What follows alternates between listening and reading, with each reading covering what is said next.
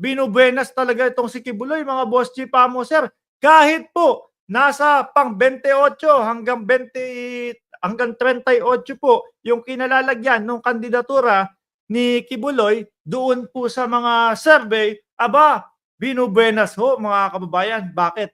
Ito po yung balita dyan, oh. Pakinggan ho natin mga bossing. Kibuloy! Ano daw? 66 na senatorial aspirants ang nasa final list ng Commission on Elections para sa 2025 midterm election. Oh, yun, 66 daw po, no?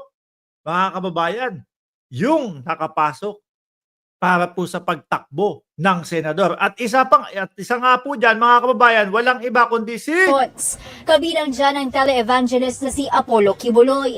Ayan. Pero dapat ba tayong kabahan? Hindi. Sabi ko nga sa inyo, nangungulilat po si Kibuloy, mga kababayan eh. Sa tingin niyo po ba makakapasok si Kibuloy sa 2025 na mananalo sa mga senatorials po? Hindi ho, mga kababayan. Unang iisipin po, mga bossing, no? Nung mga boboto diyan, iboboto ko ba 'to? Baka pagtaguan lang din ako nito eh. Unang iisipin po, mga kababayan, si Kibuloy hindi marunong sumunod sa batas. Si Kibuloy, puro pagtatago ang ginawa nung siya ay hinahagilap po para ipaliwanag yung kanyang yung mga sinasabing kanyang nagawa. Si Kibuloy, mahilig sa above, no? Mahilig daw po sa Palmolive Girls.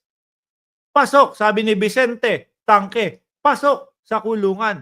Kung ako ho, mga kababayan, kung itong mga ito, lalo na si Kibuloy, nakinig sa akin, na ang tinakbo na lang niya mayor ng loob ng kulungan, panigurado hindi po sila malulungkot sa magiging resulta.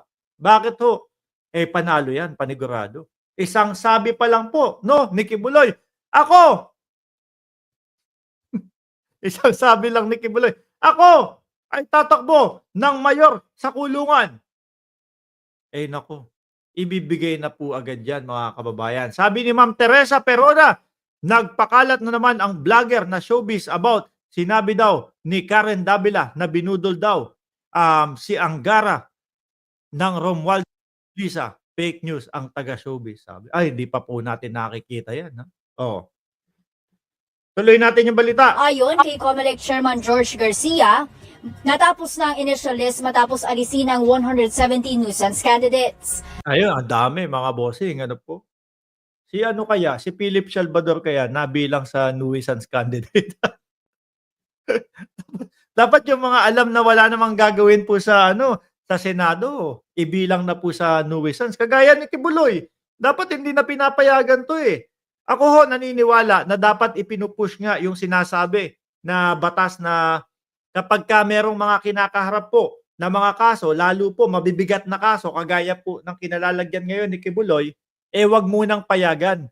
No? Hintayin muna nilang maresolba o malinis yung kanilang pangalan bago sila magtatakbo, bago sila tumakbo. Atupagin muna nila kung paano nila lulusutan yung kaso nila. Siguro ang akala nung kampo ni Kibuloy, mga kababayan, maaawa ang taong bayan sa atin dyan. Kasi nung inaaresto si Kibuloy, nung hinuhuli si Bossing Kibuloy, pinapalabas ng mga vloggers na kawawang-kawawa sila. Siguro akala nila ganun, mga bossing. Kaya iniisip nila, madaming boboto sa atin. Baka dyan sa kulungan, sa Oblo. Madami. Tingnan nyo nga po yung survey ni Kibuloy, mga bossing. Ultimo nga ang dating Pangulong Duterte.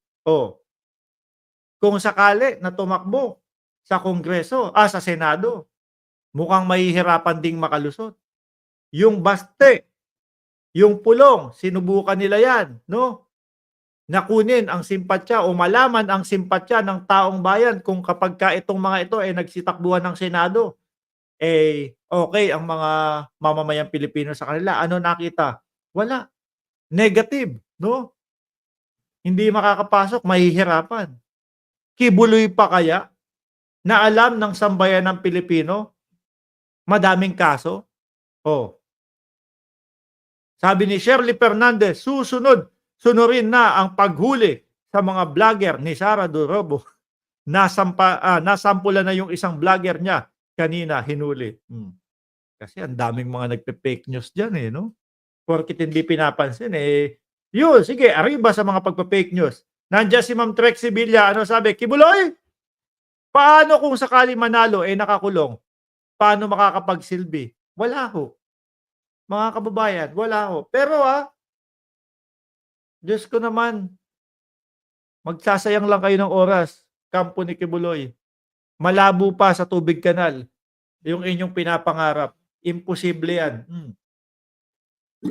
Baka sabihin ho ng mga supporter ni Kibuloy, "Mark, baka mamaya, 'no, 'pag nanalo si Kibuloy, eh, mapahiya ka." Ako ho naniniwala 100% imposibleng manalo itong si Kibuloy, mga bossing. Sa survey pa nga lang kitang-kita na, eh. Yun nga po sa mga survey, mga kababayan, kapagka ikaw ay nasa pang-15, nasa pang-14, 15 naglalaro, medyo napapaisip na, eh.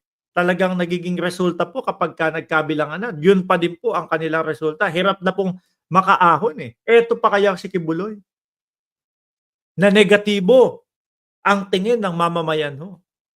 Kaya naman tumakbo yan, mga kababayan, eh, baka siguro iniisip niya makalusot siya, 'no? Baka iniisip nung kampo nila, eh, meron siyang immunity kapagkatapos ng, kung sakaling manalo siya.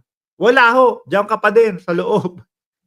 Anyway, mga bossing, dumako tayo sa ating dating Pangulong Duterte. Alam niyo po, madami ang nagsasabi sa mga kapwa po natin, mga Pilipino, na nabudol nga daw po tayo ng dating Pangulong Duterte, mga bossing. Bakit ho? Eto ho, pakinggan. Itinago raw nito na budol daw ang mga Pilipino ng nakaraang administrasyong Duterte. Ayan. Miski po hindi natin ituloy-tuloy ito, mga kababayan, eh, 'no? Diyan sa comment section pa lang magsisilabasan na yung mga dahilan kung bakit natin nasasabi na nabudol tayo, eh. Ano po, subukan natin, bumasa lang tayo diyan sa comment section kung bakit sila nabudol. Malamang po yung 10 minuto, 15 minutos, hindi tayo matatapos. Lalo na nandiyan si Arlene Kayumanggi na laging sinasabi single daw siya. Hindi na ako magtataka bakit mananatiling third world country ang Pinas. Yung mindset ng mga bobotante ang humihila pababa.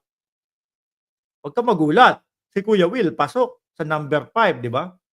Kahit na walang kahit nang walang plataporma de gobyerno.